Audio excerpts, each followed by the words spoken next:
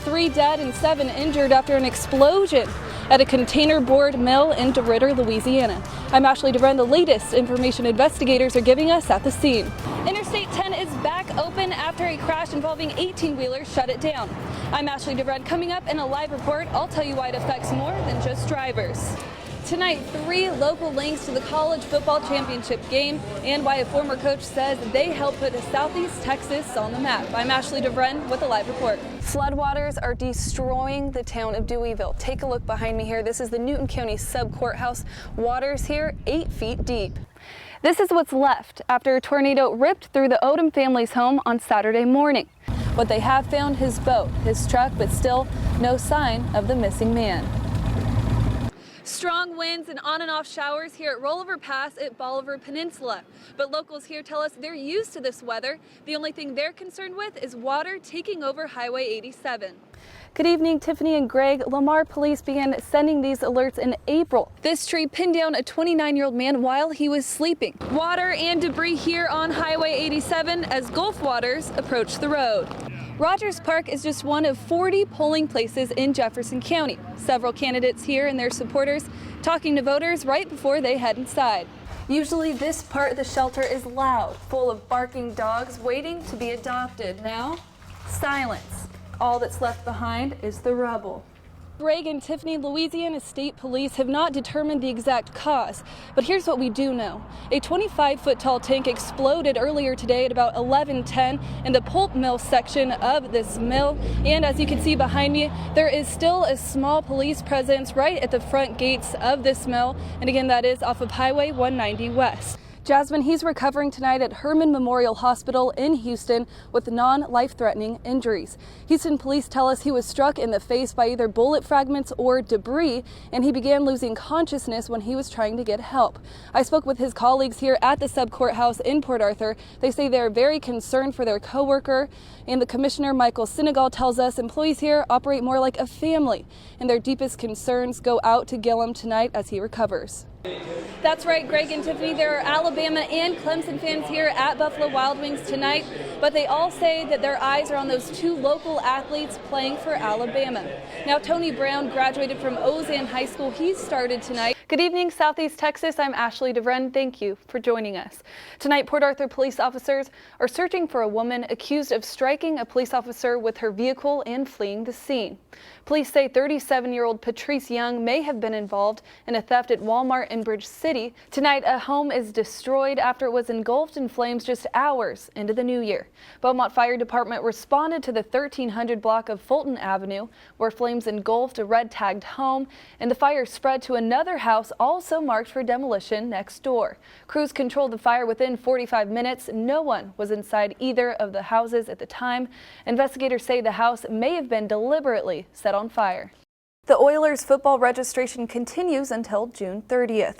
Tonight, a boy in Beaumont has a few new superpowers after receiving a visit from one of his heroes today. A Fort Worth police officer who spends time visiting sick children dressed as a superhero made his way to Beaumont. KFDM's Kaylee Cunningham spoke with the family about why Batman's visit means so much. Ashley, what else did police find inside of his home?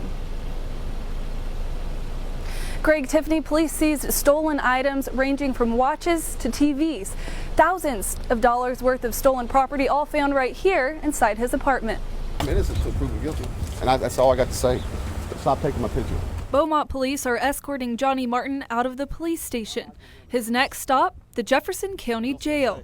Investigators say up until his arrest, Martin was getting into places where he didn't belong. They accuse him of committing about 30 burglaries of houses and businesses. Well, I'm sure glad they got him. Steve Edwards owns Seafood Lover, a shop right next to where Martin lives. Detectives say Martin was storing more than $30,000 worth of stolen property. I really didn't know what was going on. I had an earthly idea, but I knew there's a lot of trouble back there. Edwards was arriving at work when he saw police take Martin into custody. I don't think that people do things like that, but they do. It's unnerving when you do get broken in or you get stolen from. It's a violation of your privacy. He was a mastermind behind a crime spree. Watches, jewelry, and TVs were among the long list of stolen property found in Martin's apartment. Detective Tina Llewellyn says Martin is also involved in drug dealing and prostitution. This guy would fund drug addicts, and when we did a search warrant on his phone, he actually manipulated drug addict after addict after addict to where he had them stealing from people, from stores, businesses, and in exchange for an $80 pill for a $20,000 wedding ring. Steve Edwards has this message for police. Tell them to keep up good work, get them all. And detectives believe there are several others involved and expect to be making additional arrests soon. Live in Beaumont, Ashley DeVriend, KFDM 6 News. Greg and Tiffany, some students say they feel more protected under this new law, but there are some spots on this college campus where those concealed weapons aren't allowed, and one example is right here at the health center. Lamar's students walking to and from summer school classes as they have during the entire session. But Monday, something's different. That will actually keep us more protected. Campus carry. Students allowed to carry concealed handguns on campus if they have a permit. If someone from the outside or someone just lose their mind, decide they want to shoot up, then those that are responsible to carry, they'll be able to protect us. Tremail Kane says the new law makes him feel safer at school. We should be protected more, 100%, worry-free. It'll allow us to be more focused on our classes, knowing that we are protected, not worried about anyone intruding and coming in and killing us. Kane doesn't have a concealed carry license. He hopes those that do will be able to protect him. As long as they follow those stipulations, I have no problem with somebody carrying a gun concealed. Garrett Ames supports campus carry, as long as gun owners are responsible. Honestly, the world's crazy right now, and the safer I feel with my own persons, and as long as I can protect other people, that's all I care about. Ames is 19. Once he's 21, he plans to apply for a concealed handgun license to protect himself. Protection and the hope the law doesn't lead to violence on campus. I just hope that people are very responsible for the type of opportunity they get with this, and hopefully that this doesn't lead to more problems than we already have. To learn more about campus carry regulations, visit our website. That's at KFDM.com. In Beaumont, Ashley DeVriend, KFDM 6 News. Greg and Tiffany, the expansion of this subdivision reflects the growing demand of people wanting to move to Beaumont, which should increase the population and spending within the local economy. All in favor say aye. Aye. Unanimous approval for the expansion of 2 subdivisions, Willow Creek Country Club Estates and Doge's Diamond D Ranch. We're really excited about the growth, and we're on the west end of Beaumont. With the Planning and Zoning Commission's green light, landowner Mike Doge says Diamond D Ranch is expanding by about 55 acres. And that's going to give us like 60 new lots when that opens up, and that should open up this summer. That means 60 more homes for families just outside Beaumont city limits. It gives them an option.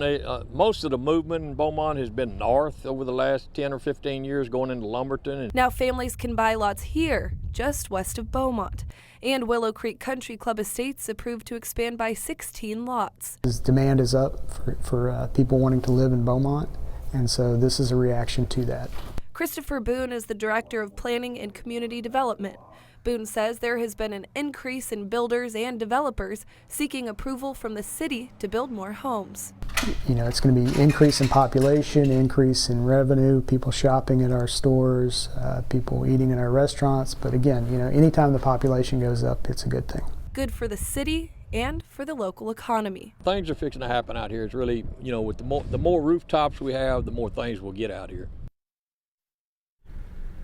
And Mike Doge expects there to be restaurants and a gas station to pop up near this subdivision within the next few years. Ashley DeVriend, KFDM 6 News.